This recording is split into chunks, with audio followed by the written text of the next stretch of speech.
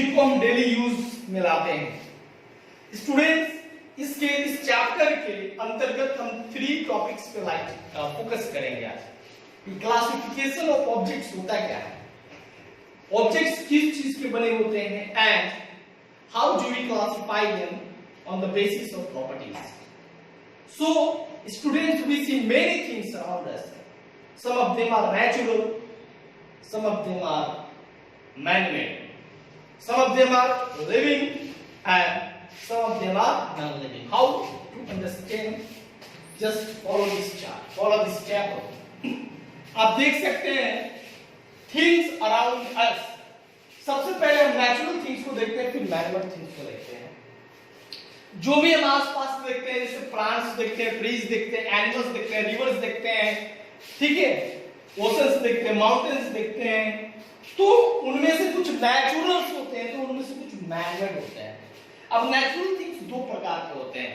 उनमें से कुछ नेचुरल थिंग्स जो लिविंग थिंग्स होते हैं, जैसे कि प्लांट्स, एनिमल्स, ह्यूमंस, माइक्रोब्स। अगर बात करें नॉन लिविंग थिंग्स की, तो एयर, वाटर, माउंटेन्स, लैंड, ठीक है, ये सब सारे नॉन लिविंग थिंग्स हैं। मैनमेड थिंग्स जैसे कि चेयर, टेबल, बिल्डिंग, ठीक है, ये सब सारे मैनमेड थिंग्स हैं जिसको इंसान ने बनाया है, ठीक है। अब हम पढ़ेंगे कि ऑब्जेक्ट्स को क्लासिफाई कैसे करें।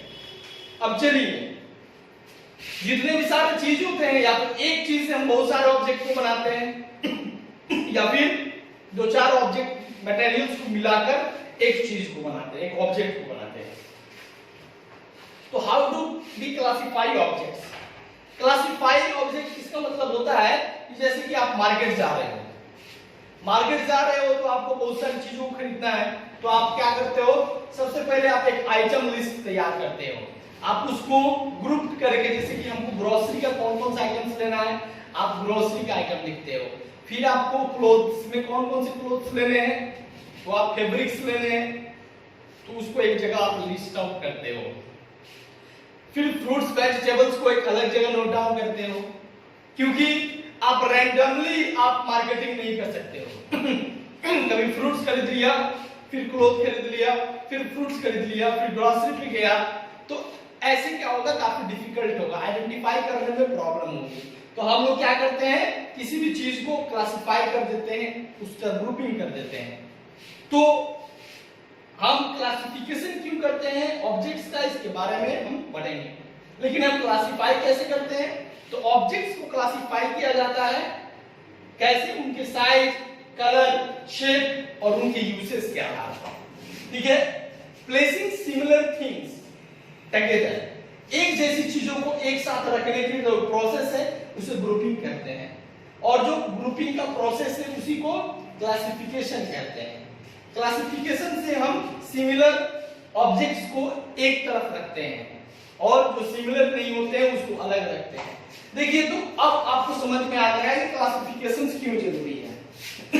अगर हम किसी ऑब्जेक्ट को क्लासिफाई करके रखते हैं, जैसे कि आप दवा की दुकान पे जाओगे तो क्या करते हैं, पेस्ट जो क्रीम होते हैं उसको एक तरफ रखते हैं, जो सिरप होते हैं उसको एक तरफ रखते हैं, जो टैबलेट्स होते हैं उसको एक तरफ रखते हैं, जो कैप्सूल्स होते हैं उसको एक तरफ रखते हैं, जो वैक्सीनेशन होते हैं उसको एक तरफ रखते हैं, वैक्सीन, और भी अल्फाबेटिकल ऑर्डर में रखते हैं, समझ रहे हैं ना, ताकि हम इजीली पहचान सके कौन सा दवा कहां पे रखा हुआ है, ठीक है। An object can made up of different materials। एक इसके पहले नहीं पढ़ना है, अभी आपको पढ़ना है, क्या पढ़ना है, एडवांटेज ऑफ क्लासिफिकेशन पढ़ना है। तो it helps a person to identify objects. मैंने जैसे कि केमिस्ट के शॉप पे मैंने बताया कि केमिस्ट के शॉप पे जाओगे तो कैसे अरेंज करके, क्लासिफाई करके मेडिसिन को रखा जाता है।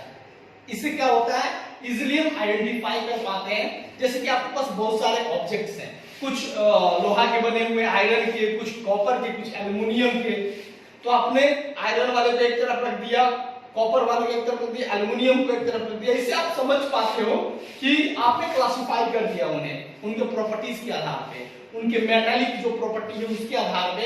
इस मेटल वाइज आपने कर दिया आयरन, कॉपर, एल्युमिनियम, ठीक है।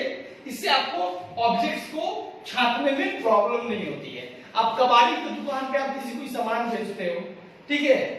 तो वहां पे देखना जो प्लास्टिक का सामान होता है अलग रखा रहता है, जो मेटल्स के सामान होते हैं उसको अलग रखे जाते हैं, जो रिसाइकेबल होते हैं उसको अलग रखे जाते हैं, जो नॉन रिसाइकेबल होते हैं उसको अलग रखे जाते हैं। तो ये प्रोसेस है ग्रुपिंग करने का या फिर उनको क्लासिफाई करने का। इससे क्या होता है, हम मिक्स नहीं हो पाते, जो ऑब्जेक्ट्स होते हैं एक दूसरे में मिक्स नहीं हो पाते हैं। इसके अलावा हम जैसे मेडिकल शॉप पे मैंने बताया थिंग्स को लोकेट करने में भी हमारा जो ऑब्जेक्ट्स का क्लासिफिकेशन में मदद करता है हमारी। इसके अलावा अगर हम अलग अलग चीजों को पढ़ना चाहते हैं, तो जैसे बुक्स को पढ़ना चाहते हैं तो बुक्स को मिक्सअप करके नहीं रखते हैं, ठीक है ना। मैथ्स के बहुत सारे बुक्स है तो उसको मैथ्स के टेबल में रखते हैं, साइंस की बुक्स है तो साइंस के टेबल में रखते हैं, एसएसटी की बुक्स है तो एसएसटी के टेबल में रखते हैं। बहुत सारी अगर किताबें हैं, इससे अगर हमको एसएसटी की बुक निकालना है तो एसएसटी के टेबल को ही हम टच करेंगे, ना कि हम साइंस के टेबल को टच करेंगे। ओके, तो स्टूडेंट्स क्लासिफिकेशंस के फायदे होते हैं। अगर हम किसी चीज को ग्रुपिंग करके क्लासिफाइड करके रखेंगे तो हमें उन्हें पहचानने में, उनको लोकेट करने में, उनके प्रॉपर्टीज को जानने में काफी आसानी होगी, ठीक है। हम सिमिलैरिटीज और डिससिमिलैरिटीज को भी समझ सकते हैं, चीजों में कैसी समानता है, कौन सा चीज एक जैसा है, कौन सा चीज अलग अलग है, अगर हम उसको क्लासिफाई करके रखें तब। अब चलिए बात करेंगे छात्र कि हम ऑब्जेक्ट्स किस चीज के बने होते हैं। तो जितने भी ऑब्जेक्ट्स होते हैं वो मटेरियल्स के बने होते हैं, ठीक है। या तो एक ऑब्जेक्ट अलग अलग मटेरियल का बना होता है या फिर एक मटेरियल से बहुत सारे ऑब्जेक्ट्स बनाए जा सकते हैं।